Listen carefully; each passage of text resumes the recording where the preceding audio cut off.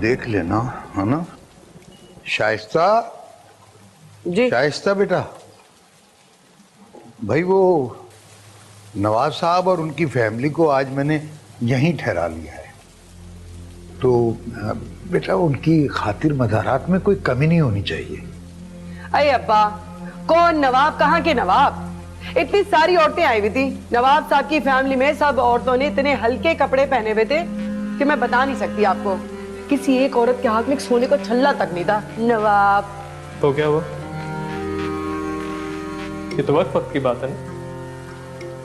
आन और बान में तो वो आज भी नवाब ही है ना।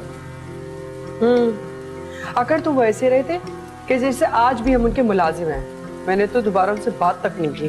अरे कैसी बातें कर रही है तुम? मैं तो उन्हें सराखों पे बिठा रहा हूं और तुम उनकी बेतौकीरी कर रही हो।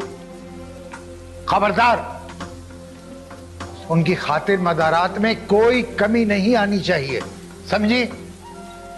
जी अच्छा ठीक है। तुम्हें पता है नवाब साहब की औरतें इस तरह पर्दा कर रही थी जैसे हूरे हों। वैसे एक बात है तो बहुत खूबसूरत, मानना पड़ेगा। खूबसूरत है।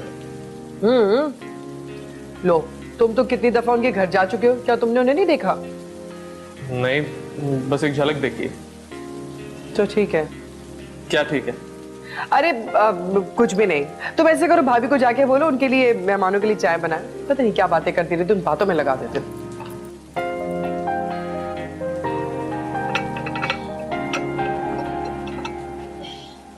अब्बा ने कहा था कि आप लोगों को चाय दे दूं, तो मैं चाय लेकर आई थी। अरे ये क्या, आप तो सब कुछ इकट्ठा ही उबाल कर ले आई। वो हम तो दम वाली चाय पीते हैं ना।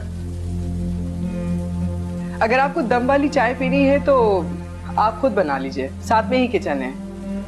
और किसी और चीज की भी जरूरत हो तो बिला तकल्लुफ आप खुद ले लीजिएगा। मैं तो यही चाय बनाती हूँ।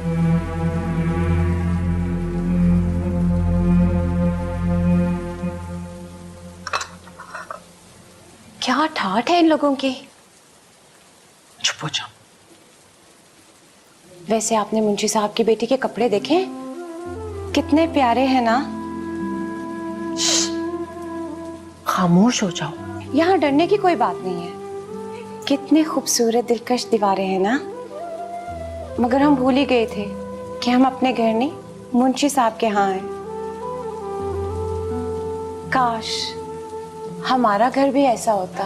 मनसीब का तू मोती